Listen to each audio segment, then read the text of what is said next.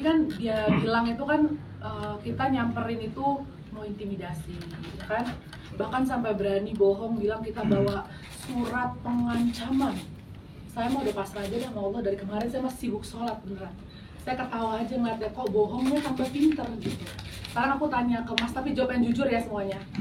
Kalau Mas kondisinya didatengin sama preman, jangan Mas malah saya perempuan, Mbak. Kalau Mbak tahu itu seorang preman, apakah lebih aman bertemu di rumah bersama RT dan keluarga? Dengerin nih Mbak, atau lebih aman keluar sendirian tengah malam ketemu premannya? Oke? Apa yang kencang Mbak? Yang sama RT ya. Mereka ini tahu bukan preman. Makanya mereka, kita yang mau ketemu sama keluarga dan didampingi RT, mereka yang tidak mau. Mereka maunya ketemu di luar dan tengah malam. Pojokan. Ya.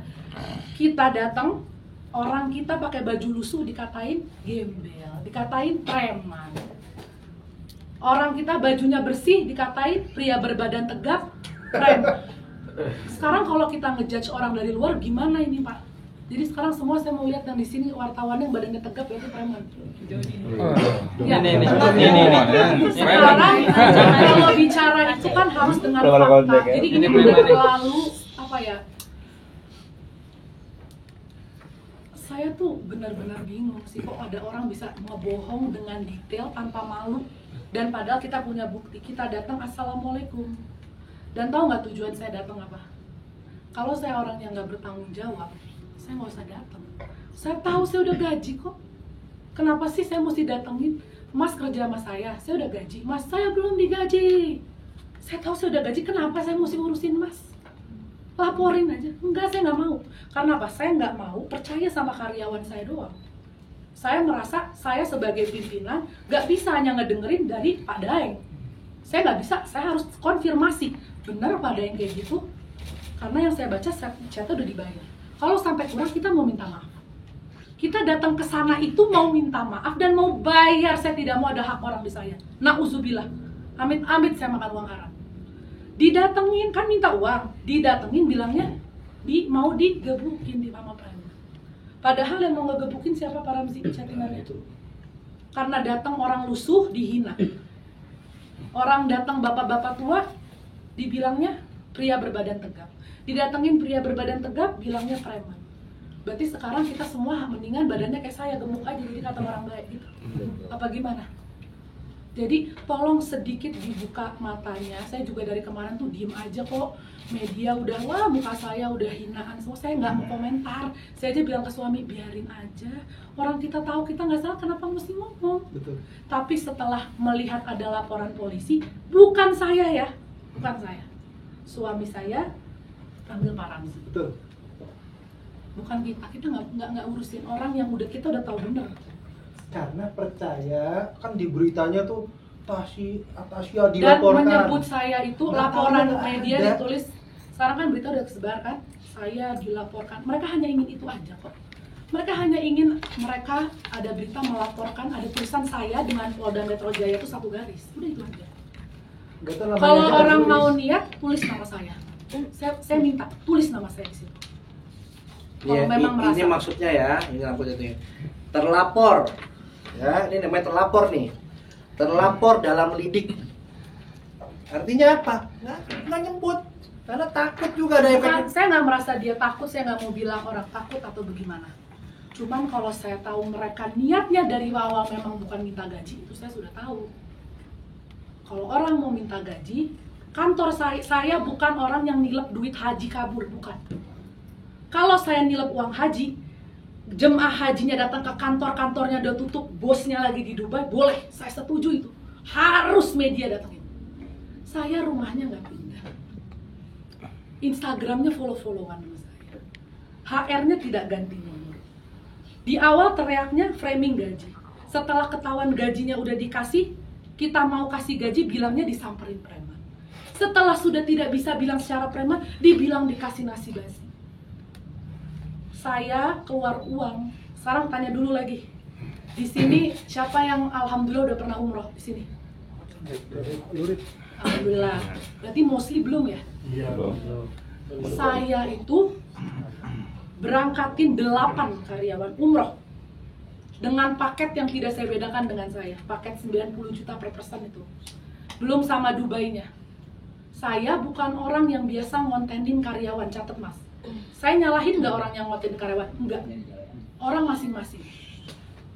Saya nggak, dulu saya mengira gini, salah nih kalau ngasih-ngasih ke karyawan nih, artis-artis kok pada di videoin sih. Ternyata yang salah saya.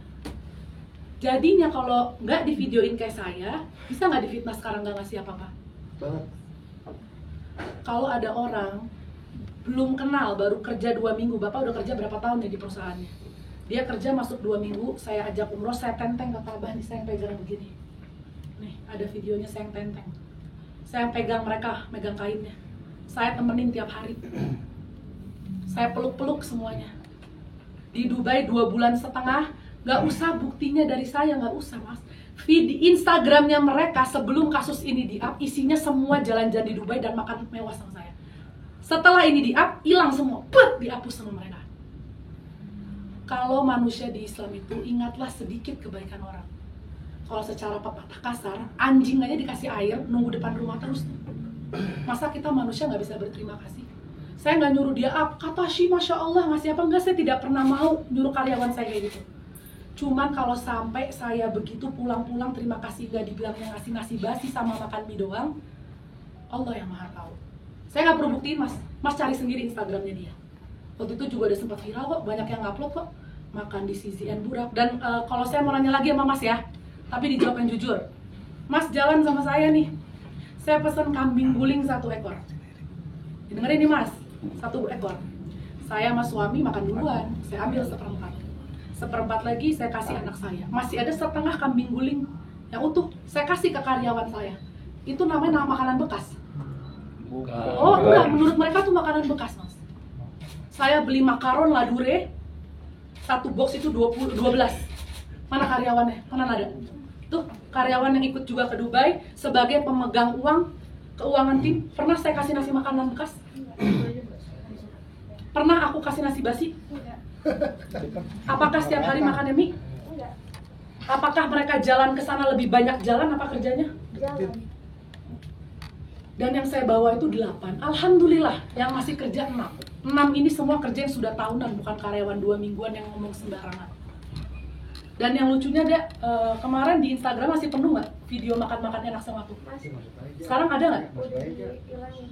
Kalau memang niatnya bukan mau nge-framing, kalau niatnya bukan mau nge-framing, saya tanya kenapa sekarang dihapus? Kenapa? Saya tidak akan merubah jati diri saya menjadi orang lain. Saya tidak perlu merasa memvideokan, mendokumentasikan segala macam hal yang saya beri ke manusia. Mungkin terlihat buat orang-orang jahat pasti tetap dibilangnya sok suci, ya kan? Sok suci. Tapi enggak. Manusia tuh tidak butuh semuanya viral di dunia kebaikannya, nggak butuh. Nanti pas mati banyak tuh orang-orang yang kita kira jahat, kita pelit, naiknya cepet tuh ke atas. Ternyata banyak amalan yang kita nggak tahu. Jadi goals manusia beda-beda, tapi alhamdulillah saya goalsnya bukan mau viral sedekah di dunia, enggak. Tapi bisa dicari orang yang kerja sama saya semua ada yang 3 tahun, 4 tahun, 6 tahun, 7 tahun semua masih ada di rumah saya. Jadi jangan mendeskripsikan saya dari orang yang kerja hanya 2 bulan dan pulang-pulang kebaikan saya diingatnya hanya mie instan dan nasi basi yang bohong. Sekian dari saya. Oh ya, nanti dulu ada lagi 1 lagi. Orang ini, ya 1 karyawan ini berinisial M ini, kata Shi kaget nggak sih kayak gini? Enggak, sama sekali. Tahu kenapa? Di Januari saya sama suami sudah tahu, sudah nangkep, dianya sudah minta maaf. Ada surat pernyataan, nanti saya akan kasih ke press release. Teman-teman timnya dia sudah memberikan informasi ke kita, Kak tolong Kak, si M ini tiap hari ngehina-hina kakak. Aku nggak tahu ya, karena dia baik banget sama aku ya, jadi aku nggak tahu gitu. Masa sih?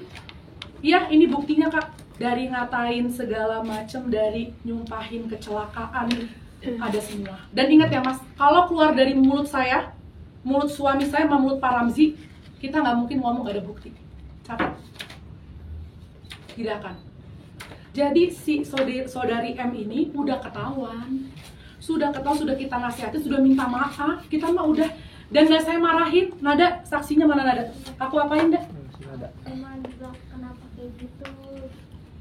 Saya tahu ini orang mau foto-foto saya nggak pakai kerudung mau diviralin. Ya. Dia sudah ada di grupnya di share sama temennya dia, di share ke saya. Kita harus viralin dia suatu saat dari November. Jadi saya mah tidak kaget, cuman saya kagetnya ada orang sudah dimaafkan, ternyata malah semakin nekat. Memang orang udah niat jahat ya. Harusnya. Saya salah, ini juga pelajaran untuk semua artis nih. Lain kali kalau dijahatin, jangan kita maafin, kita viralin duluan. Bahaya soalnya kayaknya.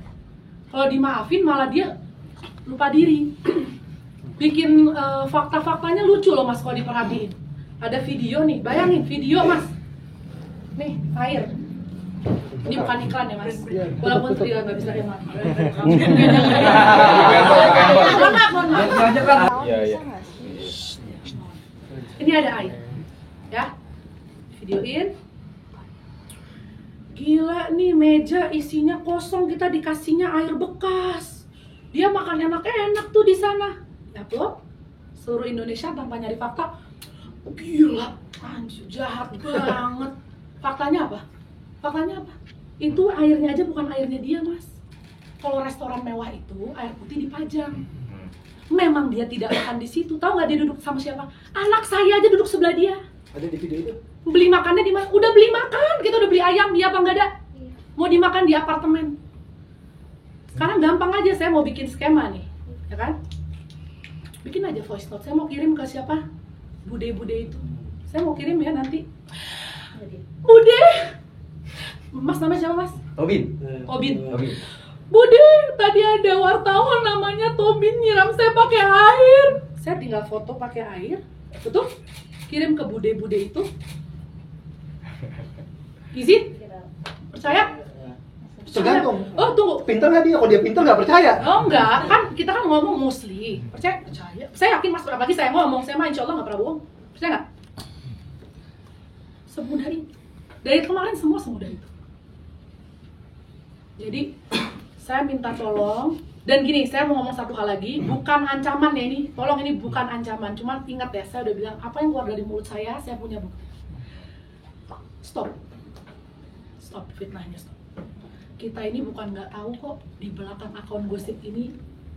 Jangan santai. Nggak, kita ini bukan yang nggak tahu, cuman gini, kita tidak mau ngomong sesuatu yang akibatnya lebih buruk untuk orang itu. Santai. Nggak, diem.